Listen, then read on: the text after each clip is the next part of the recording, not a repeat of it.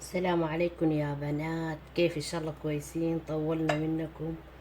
الليلة البنات اللي وعدتهم بالجداد المشوي بالفرن. يلا هندي التتبيلة بتاعتي، باغة بتاع الزبادي، حبة ملح،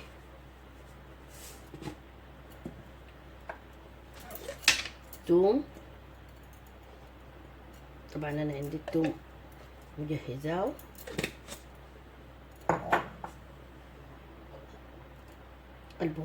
هنا دي برضو الصلصة دي برضها حلوة للتتبيلة حقت الجداد، وكان اي مشويات حلوة فيها،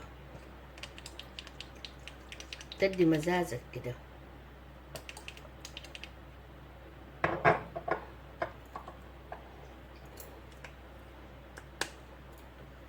حبة كركم، حبة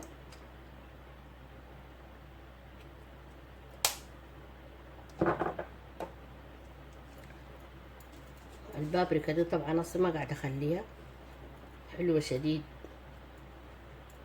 الفلفل المسحون، الفلفل الأحمر الأخضر، يعني الفلفل البارد. اوكي،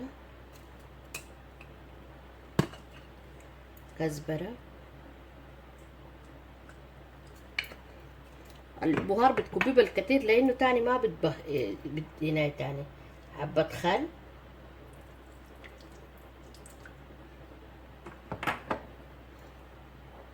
الفلفل،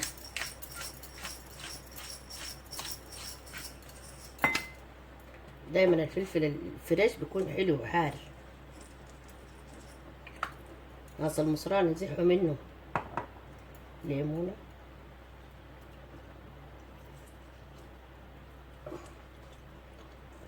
حتى الليمونة تكوني ساواها بعد ما تحصريها ترمي القشرة بتاعتها ذاتها معاهم.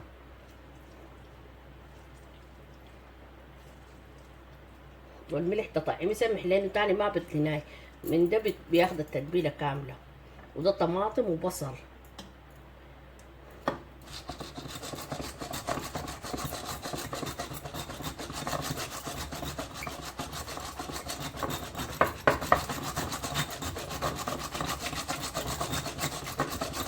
اوكي كده بعد ما تلخبط خلاص.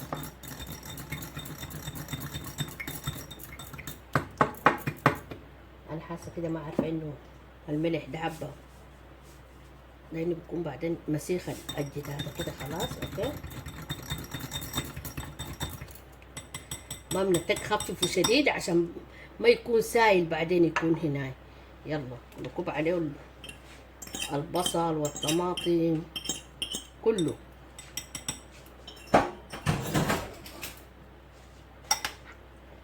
تتبيله كامله كده. وكان عندك شطه، انا طبعا بحط شطه، الناس اللي عندهم شفع ينتبهوا للحته دي. انا عندي شطه مخلوطه جاهزه بخدها فيها، نسيتها هسه بجيبها. الجدار ذاته تكوني منظفاها وبعد ذاك تجيبيها.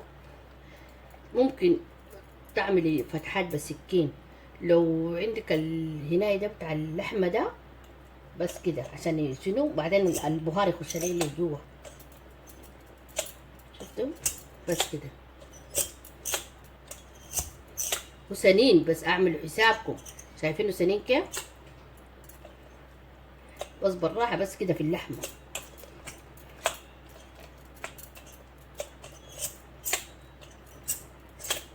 كده. بعدين بتلقي الجدادة من كله مبهرة سمع. لو ما عندك بسكين،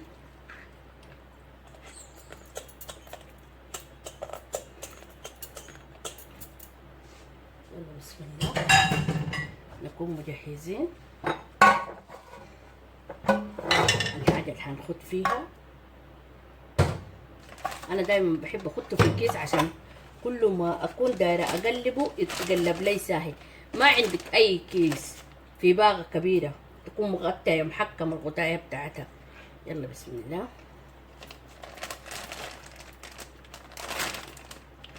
بعد خدناه في الكيس كده بنجيب التتبيله كلها.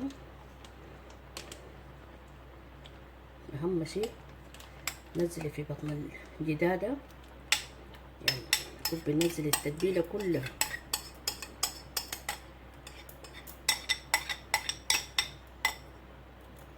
وممكن نسيت، ممكن لو بتحيناي كمان زي معلقة دقوة، والله بتطلع حلوة. خلاص بالدقوة كمان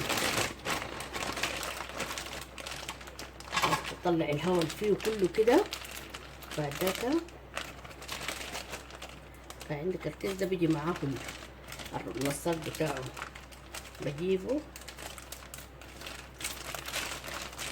بلفه كده سمح.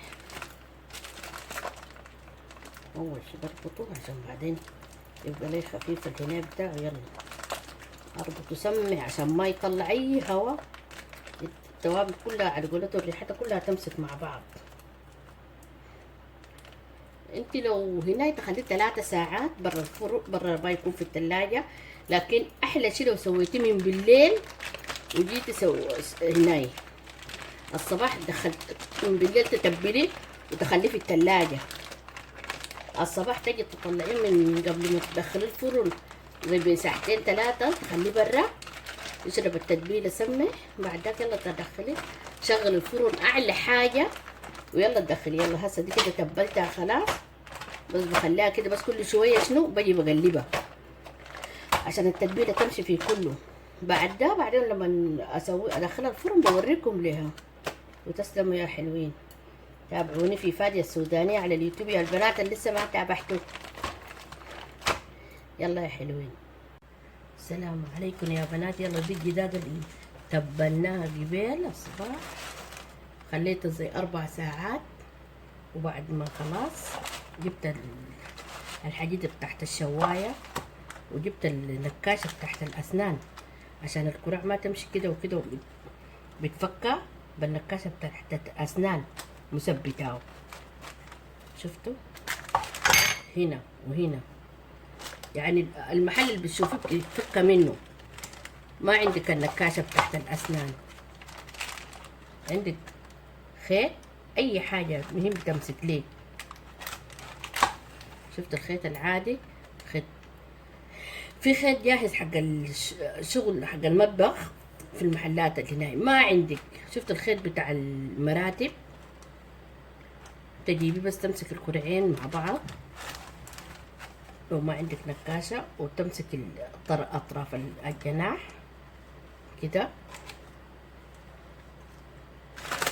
وبس ترجعي تربطي هنا مع الكراع وتدخلي الفرن تاني. ما بتفكر لو شنو داك على قولته الا بعد ما انت تنتهي، انت براك تجي تفكيه.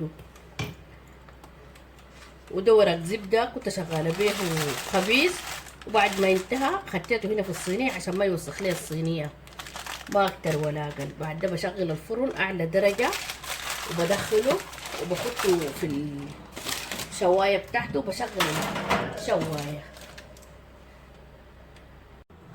سلام يا بنات. دي جدادة بعد ما اتشوت يو خديته في الهناية ده، وده اللي تستوي البصل والطماطم يكون قاعد في الهناية والماعون نظيف، ده أهم حاجة. يلا انتهيت منها. جزر زينتها بالجزر وخيار.